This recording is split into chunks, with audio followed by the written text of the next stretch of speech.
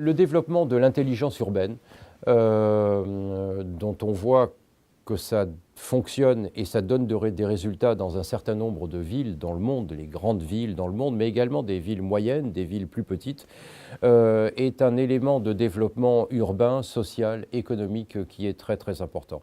Et le moteur de la Smart City, de la ville intelligente, c'est l'innovation. Donc ça, c'est quelque chose qui marche et c'est quelque chose qui peut être exporté. Il ne faut pas qu'il y ait simplement des smart cities au nord de la Méditerranée, il faut qu'il y ait également des smart cities au sud. Et là, nous avons une responsabilité particulière, nous avons un travail tout à fait particulier à faire, de manière à ce que l'intelligence urbaine et territoriale puisse être également partagée sur l'ensemble de l'espace méditerranéen. Donc oui, c'est une intelligence qui est un levier de développement, de changement qui est très important.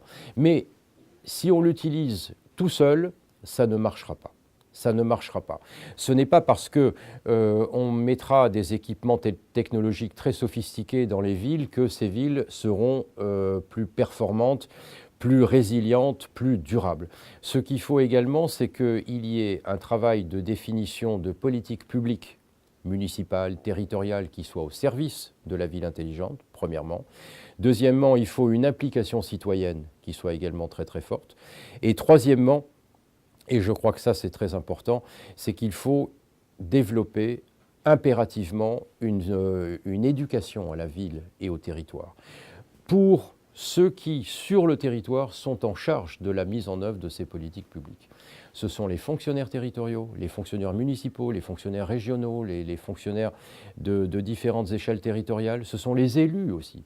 Les élus, c'est très important que les élus aient une culture urbaine et territoriale, de manière à ce qu'ensuite, au niveau de la définition des politiques publiques, il puisse y avoir la prise en compte d'un certain nombre de réalités urbaines et territoriales. Et si vous me permettez, c'est ce que nous faisons, c'est un peu notre ambition également à la VITEM.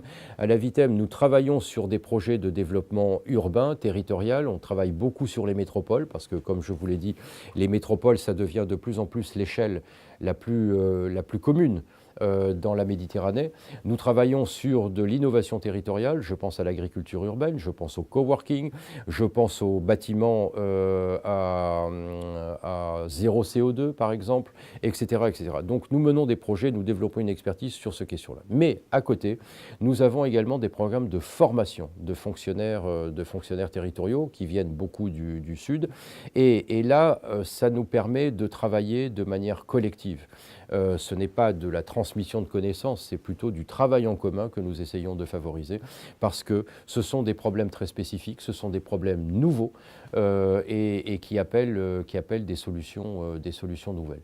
Et si vous me permettez encore 2 secondes, ce à quoi nous sommes très attachés, c'est que ces programmes de formation que nous menons depuis Marseille, nous le faisons en coopération avec nos partenaires allemands. Et là, c'est très important parce que nos partenaires allemands, d'abord, sont très engagés sur la Méditerranée, très engagés sur les questions de gouvernance urbaine et territoriale, premièrement.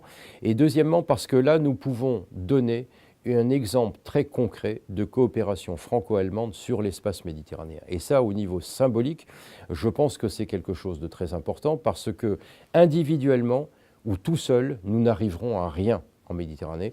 Ce que je disais, c'est que nous devons agir de manière globale, de manière collective. Et cette expérience que nous menons avec nos partenaires allemands de la GIZ sur la Méditerranée dans le domaine de la formation me paraît tout à fait exemplaire.